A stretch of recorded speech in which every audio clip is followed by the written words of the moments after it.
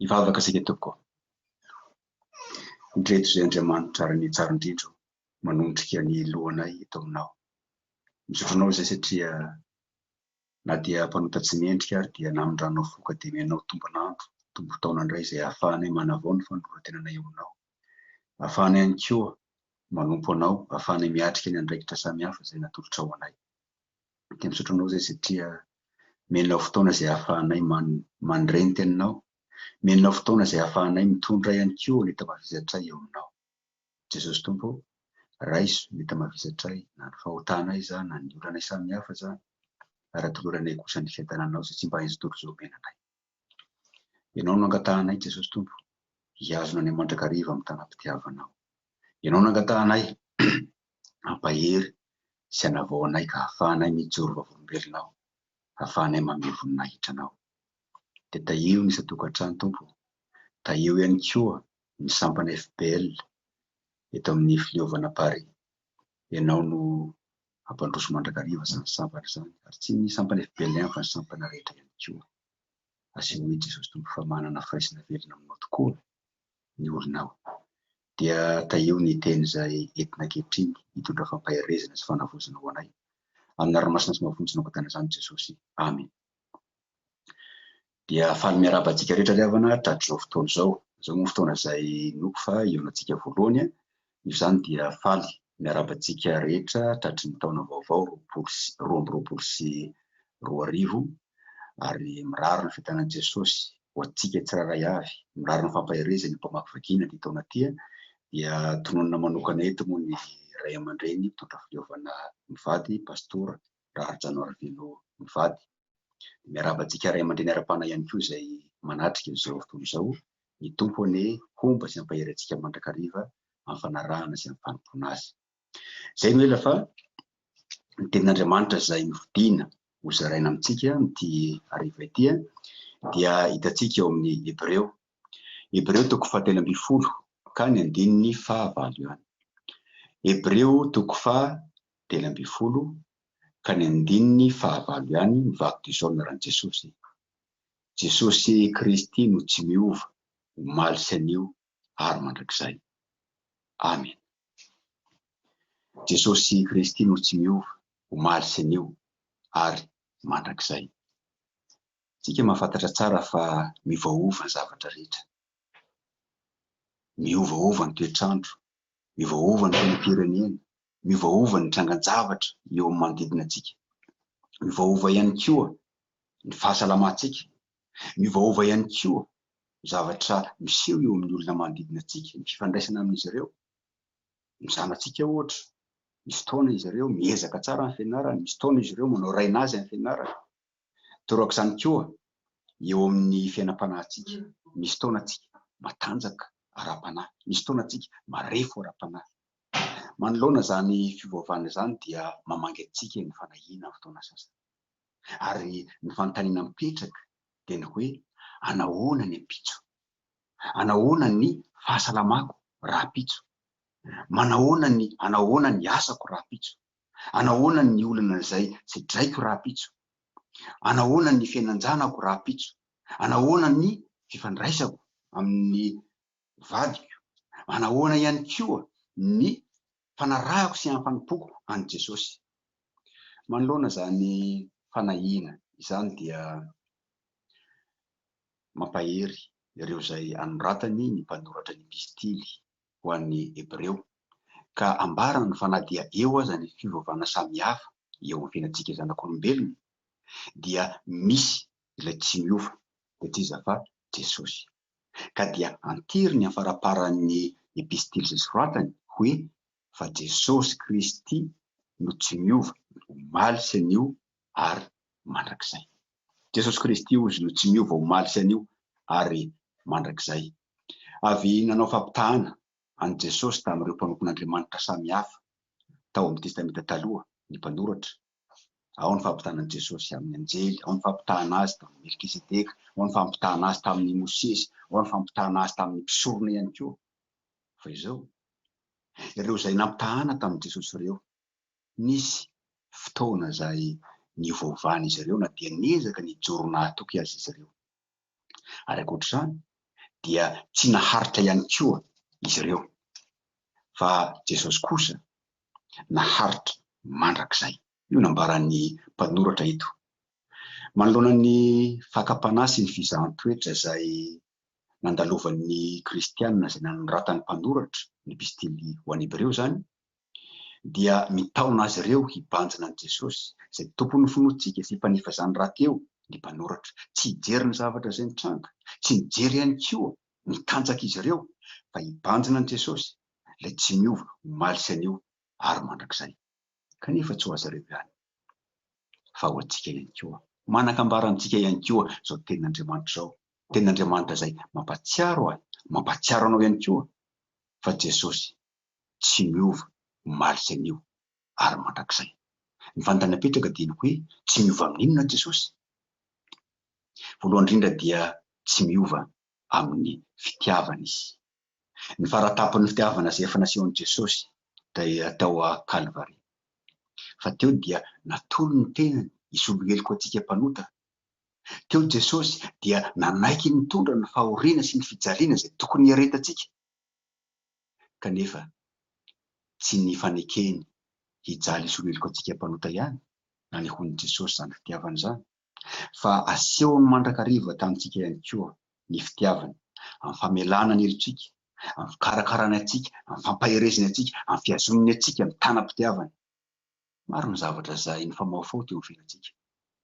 Eny na dia tsy hitodika ary isika afa-tsy tamin'ny taona 2024 izay avy niloazantsika, andro vitsivitsy lasa izay. Kanefa dia tsapantsika mandrakariva ny tanam-pitiavan'i Jesosy, miazona antsika, mampahery antsika. Inona moa sy tika no azonina?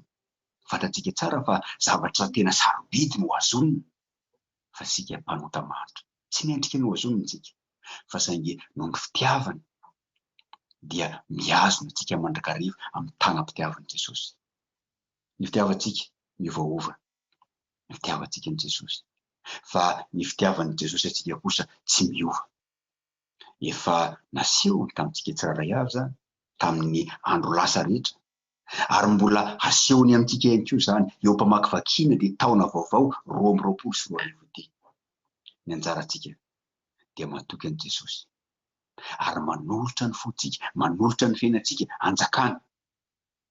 Ny anjarantsika ihany koa dia manana raotra izany fitiavan'i Jesosy zany ka mibebaka sy manavao ny fanoloran-tena aminy. Ny olona izao tontolo izao manoloana ny tombon'andro izay omen'Andriamanitra ho azy, dia manana raotra izany izy manarana ny fo amin'ny sitrapon'ny tenany, sitrapon'ny nofony. Fa isika kosa ny fitiavan'Andriamanitra antsika, ny fitiavan'i Jesosy antsika dia mitaona antsika hibebaka, mitaona antsika hanavao ny fanoloran-tenantsika aminy, mitaona antsika hanotena ho azy, araka ny tenin'ny Paoly apôstôly hoe no ny famindrapon'Andriamanitra rahalahy. Dia atolory ny tenanareo ho fanatitra velona, masina, sitrak'Andriamanitra dia ny fanompoam-panahy mety ataonareo izany. Ato amin'ny epistily izay nosoratan'ny mpanoratra ho an'ny epistily ho an'ny Hebreo, Jesosy dia nasehony ho mpanjaka, nasehony ho mpisorona, fa nasehony ihany koa ho rahalahintsika Jesosy. Mampiseho an'i Jesosy ho rahalahintsika ihany koa ny mpanoratra, ary any amin'ny toko 2 izy dia milaza izany amin'ny filazan'i Jesosy hoe hitory ny anaranao amin'ny rahalahiko aho. Izany hoe Jesosy na dia mpanjaka be voninahitra azy dia mandray antsika ho tahaka ny ray tampo aminy, ka azontsika anakinana momba antsika manontolo, azontsika ilazana ny faniriantsika, azontsika hitaitarainana amin'ny manjoantsika, azontsika nambarana ihany koa ny fahalemena, ka nafahany antsika amin'izany, ka ameziny antsika fiainam-baovao. Jesosy Kristy no tsy miova omaly sy ny ora mandrakizay, tsy miova tompoko ny fitiavana, tsy miova amin'ny fitiavana ianao. Ny anjaranao dia mahatoky izany fitiavana izany, ka tsy misalasala miankina aminy, tsy misalasala manakina fiainanao manontolo aminy. Fa tsy ny fitiavan'i Jesosy ihany no tsy miova, fa tsy miova ihany koa ny heriny. Manoloana ny devoly fahavalontsika izay tia andrombaka, izay tia hampialantsika ihany koa amin'i Jesosy, manoloana ihany koa ny olana samihafa izay atrehantsika ny fotoana sasany, dia manontany tena atsika hoe ho vitako ve miatrika izany rehetrarehetra izany? Ny valiny tsy vita atsika raha tsy miaraka amin'ny Jesosy isika, satria araka nambara teo isika miovaova ny herintsika, ary misy ihany koa ny zavatra izay tsy ho efatsika, fa mila miankina amin'ny Jesosy isika, le tsy miova ho maly sy anio ary mandrakizay. Mila miankina amin'ny Jesosy isika, ilay Andriamanitra mahery, ary zany heriny zany tsy miova. Izao no ary fahasonika ho Jesosy, zany hoe izy no tompony tantara, ary ilay Andriamanitra tompony tantara, izy no mitantana ny fiainantsika, ary izy ihany koa no manana fahefana eo amin'ny fiainantsika. Jesosy, ilay efa nandresy ny fahavalontsika rehetra, afaka mampandresy antsika ihany koa izy. Paoly apôstôly moa dia milaza zany, hoe izy rehetra miaraka amin'ny Jesosy, izy rehetra miankina aminy dia manotra no mpandresy azy. Ny anjarantsika dia miankina aminy, matoky azy, ary manolotra ihany koa ny fotsika anjakana. Tsy ny fitiavan'i Jesosy ihany sy ny heriny no tsy miova, fa tsy miova ihany koa ny fikasany amintsika. Tsy miova ihany koa tompoko ny fikasan'i Jesosy amintsika tsirairay avy. Ny tena fikasan'i Jesosy voalohany indrindra dia ny anolorana antsika ny fiainana. Izao avy ho Jesosy mba hanana ny fiainana sady hananany be dia be. Izany fiainana izany dia tsy inona fa ny fizarany Jesosy ny soa rehetra eo aminy. Tsy inona fa ny fitiavana izany, tsy inona fa ny fiadanana izany, araka ny teny hoe ny fiadanako no omeko anareo. Tsy inona fa ny finoana mba ahafahantsika miatrika tsy amitahotra ny zavatra rehetra, na ny fanompoana zany, na ihany koa mitafika ilay ratsy zany, ary mizara antsika ihany koa ny fanantenana izy. Izany fiainana izany dia tsy andrasana rahampitso izany, fa ankehitriny Jesosy dia efa manolotra antsika sahady izany fiainana izay atorony ho an'izay rehetra miditra sy matoky azy zany. Tsy ny fiainana mandrakizay ihany anefa no ananan'i Jesosy fikasana ho antsika tsirairay avy, fa manana programa ny fiainantsika ihany koa Jesosy ankehitriny. Tahaka ny ray aman-dreny izay manana fikasana amin'ny zanany, misy ray aman-dreny dia raha ny fandriako ny zanako dia mba ho tonga mpitsabo, raha ny fandriako ny zanako dia ho tonga mpampianatra, raha ny fandriako ny zanako dia ho tonga mpitsara sy ny sisa. Manana fikasana ny fiainantsika tsirairay avy ihany koa Jesosy, tsy voatery ho an'ny tanora ihany, fa na ho antsika efa lehibe ihany koa aza. Ny anjarantsika dia manaraka ny lalàna sy hitany. Ny anjarantsika dia manaiky ny Jesosy ho ilay mpanolotsaina endry, ka tsy ny fihetseham-pontsika no rahantsika, tsy ny fiherintsika ihany koa no rahantsika, fa ny fitarihany fanahy masina sy efa natolotra Jesosy antsika teo am-batisa masina. Jesosy Kristy no tsy miova, omaly sy anio ary mandrakizay. Maneho ny tsy mahamiova azy zany, maneho ny mahamatoky azy zany. Ny hoe mahatoky dia tsy miovaova, tsy mivadibadika. Manana fikasana isika rehetra mba tsy iovaova tahaka an'i Jesosy. Fidèle moa ny filazan'ny teny frantsay azy, saingy tsy mahatanteraka izany tsika raha toa ka tsy miaraka amin'ny Jesosy, ilay tsy miova ho maly sy anio ary mandrakizay. Nanana fikasana isika, résolution moa ny filazan'ny frantsay azy tamin'ny taona lasa iny, raha efa miditra ito taona vaovao io dia izao avy mba fikasako, mba te hiova hiatsara aho. Azotsika tanterahana izany raha toa tsika ka miaraka amin'ny Jesosy, ilay mpanava ao antsika, ilay mpampahery antsika, ilay mpiaro antsika ihany koa. Jesosy no ilay tsy miova, omaly sy anio ary mandrakizay. Matoky ny fitiavana, matoky ihany koa ny heriny, matoky ihany koa ny fikasany tsara aminao dia ny fanolorananao fiainana mandrakizay, ary tomero eo aminy, fa eo akaikiny ihany no mahatsara antsika.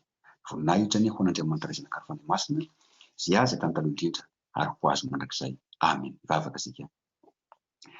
Faly ny voninahitra Jesosy Tompo, fa manana anao ilay tsy miova ho maly sy anio ary mandrakizay izahay. Fa na dia miovaova aza izahay, ary miovaova ihany koa ny zavatra mitranga eo fiainanay, ianao kosa azo antoka satria tsy miova ianao ho maly sy anio ary mandrakizay. Tsy miova ny fitiavanao ny Jesosy, tsy miova ny herinao ka azo ny ankinina tokoa ianao ary tsy miova ny fikasana aminay. Dia atao amin'izay atoky ianao hiankina aminao ary ao amin'ny fiadananao hanjaka aminay tsirairay avy, hanjaka amin'ny tokantrano izay misy anay. Ankinina aminao fiainana manontolo Jesosy. Ombana ianao, asehoe aminay ny famindraponao aminay, asehoe aminay ankoa ny vonona hitrao. Amin'ny ranomasina sy mahafonjy mangatana izany Jesosy. Amen. Misaotra indrindra tompoko amin'ny teny mamy izay noentinao teo. Andriamanitra be fitiavana anie no hampahery anao sy ny ankohonanao, indrindra fa amin'ny didy izay nifidianany anao sy ho anareo menakady, dia ny fiadanan'ny tompony ny toetra ao amin'ny tokantranonareo tsirairay. Tompoko. Misaotra Pastora. Misaotra tompoko.